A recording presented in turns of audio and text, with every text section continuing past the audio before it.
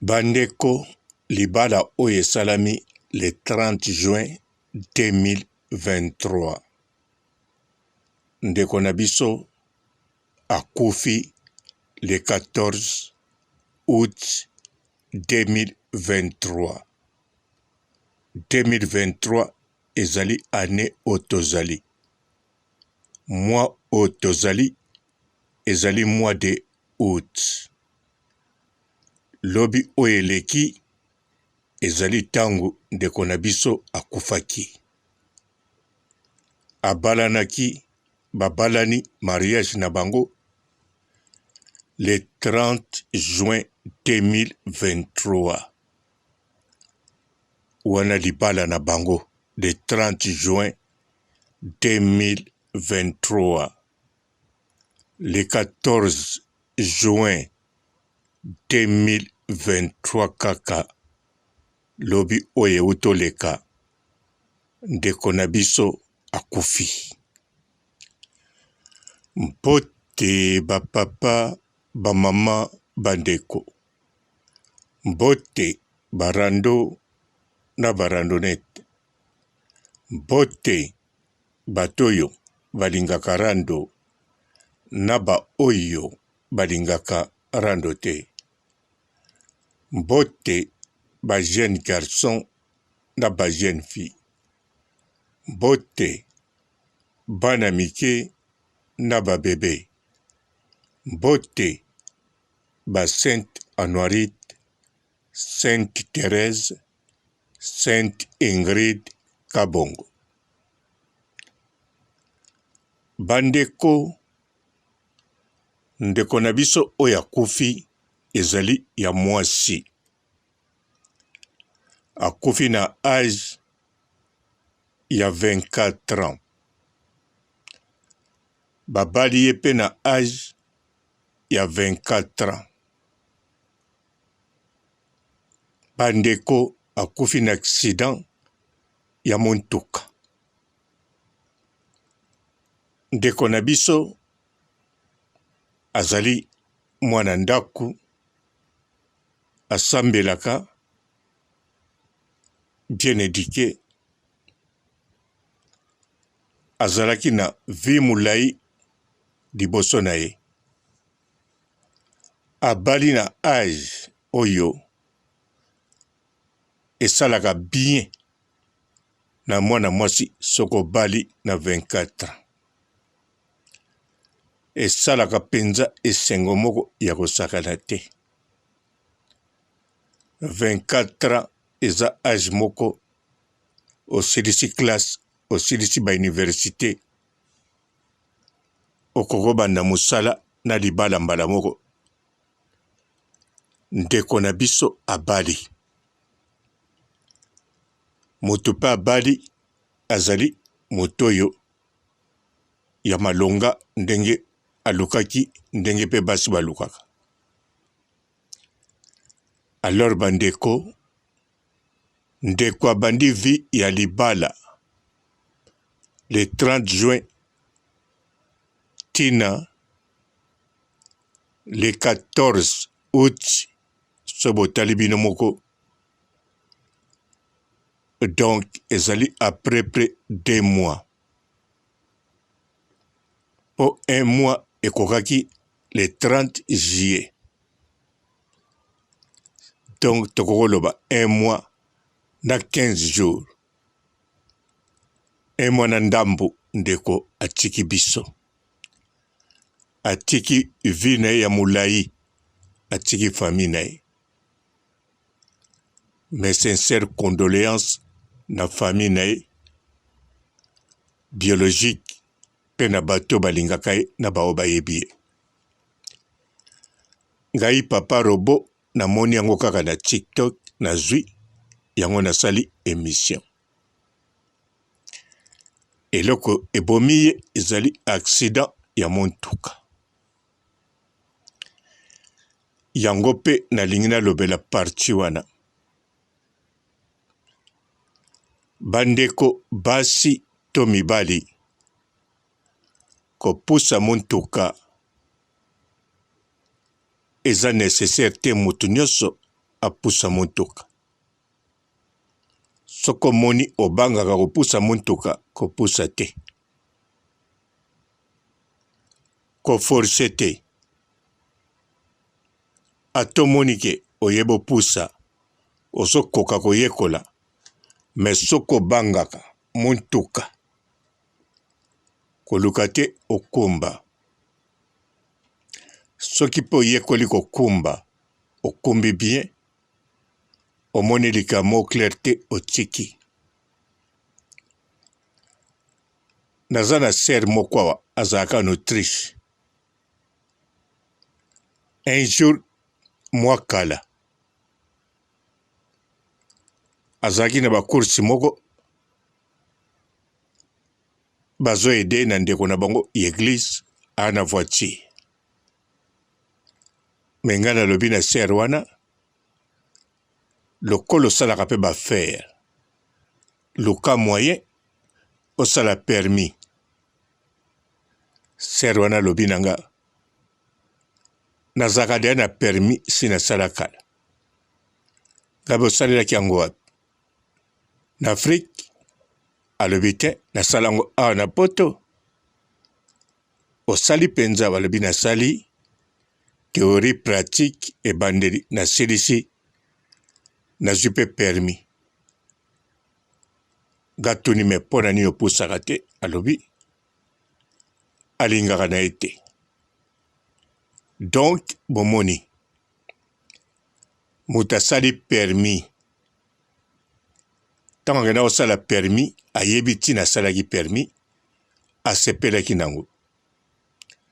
Ayekoli okumba camion ayebi mpe aza mpe na mbongo apart kozala na mbongo na ntango wana tobanda kosola na ye azalaki mpe na bafere oyo ezosenga fozala na transport. Po ntango nga nakendaki kuna nakendaki kobongisela ye baprogramme na ordinateur mwa kala na ba 2003 boy. Eza mpenza mwa kala. Donc ordinateur na ye ya mosala eyaki na problème. Siko problème yango nga na bipo nga na koya natala yango nakei nabongisi yango. Sima frère wana ye asalaki bacourse alobi na nga frère wana atalaka mpe makambo eza na ba ordinateur ne. Ngabiamba ok.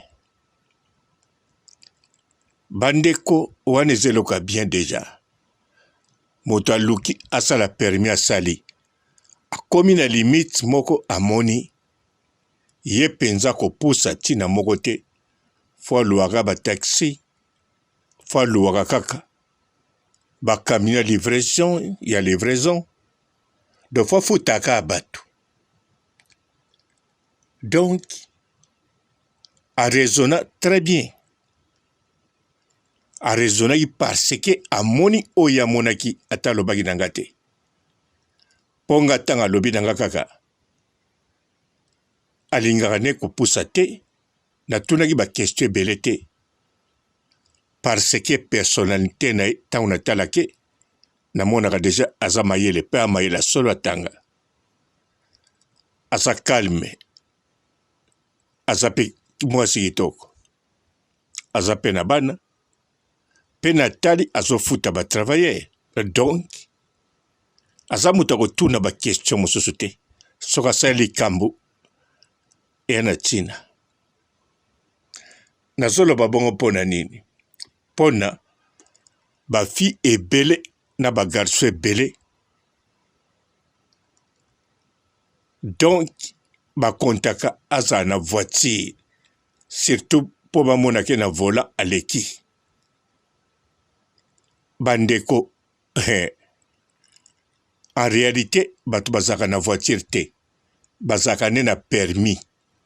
De soko ningo kumba voiture. Eloko liboso foza na permis. Permis elakisi oyebo kumba.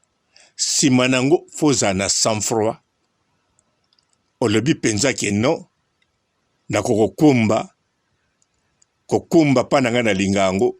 Na yebi ko kontrole naza na sang-froid na patience na makambo ebele alopusi voiture kozala nango eza eloko te epuis kozala na voiture esengi kaka te yo pusa no eza na bato baza na bavoiture mpe bopusa te soki olinga voiture to alingi ne koyekola kopusa te nga aza na oncle na nga na France nga moko nazala kopusa voiture na ye asomba mpe bavoiture ya sika ma alingaka kopusa te natuna mpo ani opusaka te bavoiture ya yo moko ayebisaki nga alingaka te na ndenge bato bakotaka baprince na desordre bato batraversaka balabala surtout na bakourbire okoma boye motu moko abimi briskema donc aboya na ye mpo aboyi un jour aniata motu yango akende meme pa na auto école maza na posa voiture mpo na famille na ye mpe makambo ekendeke bien atia voiture wana ayebi ndenge akokosala mpo asala bacourse na makambo azokende mpo ndenge nalobi na mokili oyo esengaka nde zala na permis ke voiture siko oncle na nga lokola na voiture akutanaka na bato bana permis basalaka bacourse bakendeke bafete donc voiture ne aserva yango ndenge azweli moyen aza mpe na ntina te akumbaka tous les jours bisika alingi te kaka ayebi ntina na yango siko bato ebele bolingi voiture mpo olakisa moto bamisu balingi voiture mpo bayebake ye akumbaka bamisu balingi voiture mpo bayebake ye akumbaka malembe te nayebi un jour awawa nazokumba voiture ya vie moko nautaki sikoyo kozwa permis nanga ya mboka oyo mikolo wana nayaka deya na permis nayeba okumba me permis ya mboka oyo mpo nazwa ngo na contexte ya école nazwi permis na kala sikoyo voiture namemaki ya vie wana mpo amoni nga nazwi permis mpe alobi nga na kokumba te yo kumba awa bapesi yo permis nao encore nazwaki yango na 2 mois donc nasalaki 2 mois ya théorie na pratique nazwi permis même ye azalaki na doute ke na 2 mois nasali nazwi permis mais lokola nazwaki mpe permis na mboka oyo azalaka nauti oretire yango na préfecture nalakisi atali mpenza donc na 2 mois nazwi permis afélicité nga yango apesaki nga voiture ne totambola ntango nazotambusa exactement ndenge yo te école na ndenge na nga te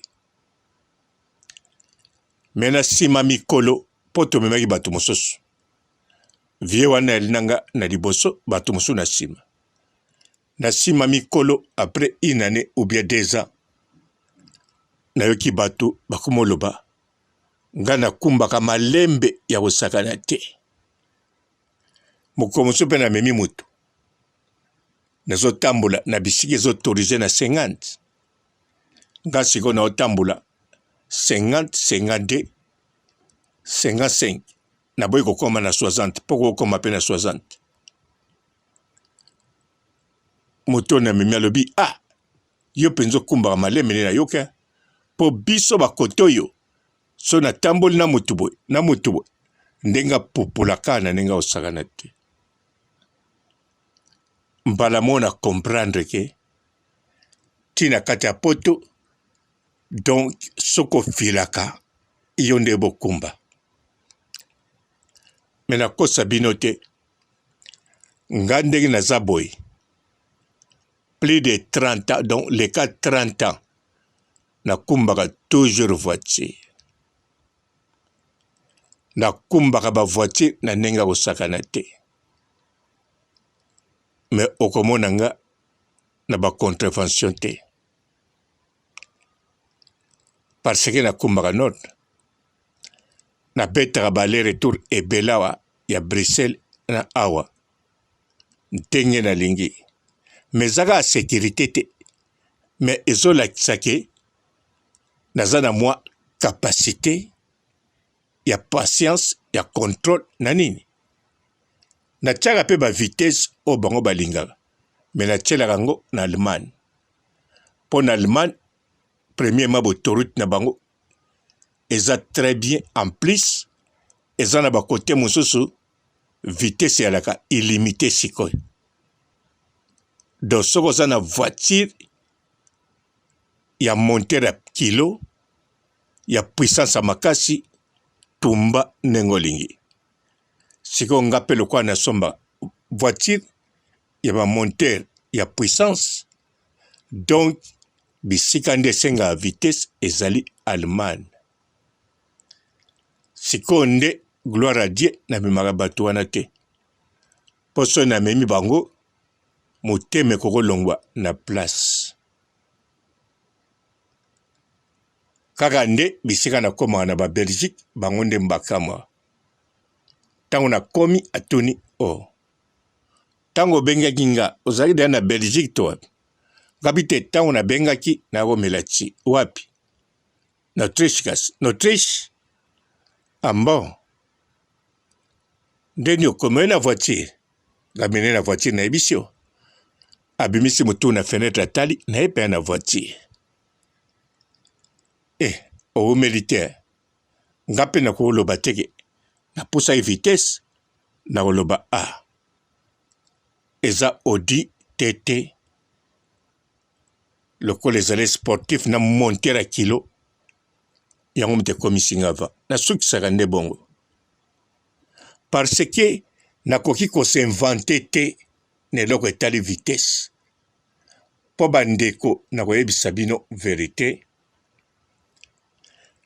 mokolo moko te natamboli Allemagne ebandeli ti suka nayoki aksida na radio te to namoni aksida na miso te mokolo moko te donc plus de nombre fois nakoti Allemagne mpo nakende Belgique nakende Allemagne yango moko Hollande bandeko aksida namonaka kaka moko mpe te mibale to nayoki na radio trois accidents donc chaque jour mpo na kati autoroute ya Allemagne soko accident esalami atozoka miziki radio na ye kokata automatique ekati radio otiaki to ekati CD otiaki ekati kutu radio te ekati CD to carte ya miziki otiaki ozwa koyoka ekokata yo automatique etieli yo information ya accident soki eyebisi yo accident ezongi normal ekokata automatique etieli yo information ya embouteillage explique yo pourquoi embouteillage eyebisi yo modele accident ndenge ezali eyebisi yo bakilometre pa ozali eyebisi yo kombo autoroute oyali neti nga nayebaka deja ki esalami na autoroute oyo nga nazali donc lokola esalami sikoyo ezalaki grand car na camion mosusu sikoyo bakisa bacamion eyaka kwa matabisi ba innocent mpo na autoroute bato ebele bayebaka te soki voiture moko esali accident matabisi elandaka na nsima yango nga ntango nakumbaka na autoroute natiaka distance de sécurité ndenge totanga na to ekole donc distance ezalaka molai bien sûr nayebi ke voiture eza liboso na nga ata aza na distance ya molai soki asali accident nakotuta ye me sikoyo yango mpe bafrein vraiment fo kochanzaka na voiture eza nécessaire mpo mingi mpe bazalaka boye na contrôle technique alobi bafrein na nga eza nango bien atiki bato wana batali balobi bon tokochanze mibale ya nsima fo echanzame ya liboso nano esili mpenza te esilaka kutu te biso na potwa ya liboso eza nango bien ebongaka ko ntango bachange ya nsima loba mpe achange kaka ya liboso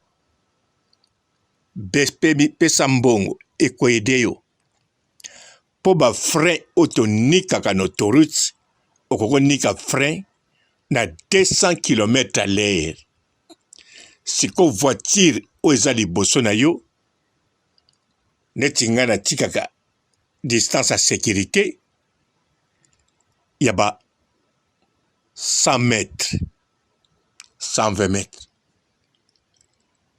mais sikoyo eza moke ntango aksele esalami mpo ntango yo bando wana 200 km à l'heure voiture wana mpe ezokende na 200 km ntango akotuta mosusu elakisi bango batelami to bazongi donc yo okokoma pa na bango na 1 minute te mokokoma pa na bango na 2 secondes entre 2 secondes à 4 secondes donc eloko okosala eza kaka frein na direction donc ntango omoni ka accident mbala moko réagir ntango ozoréagir sokomi pa na bango donc linga ntango yo kotuta soki ezala moke to ntango onyati frein na direction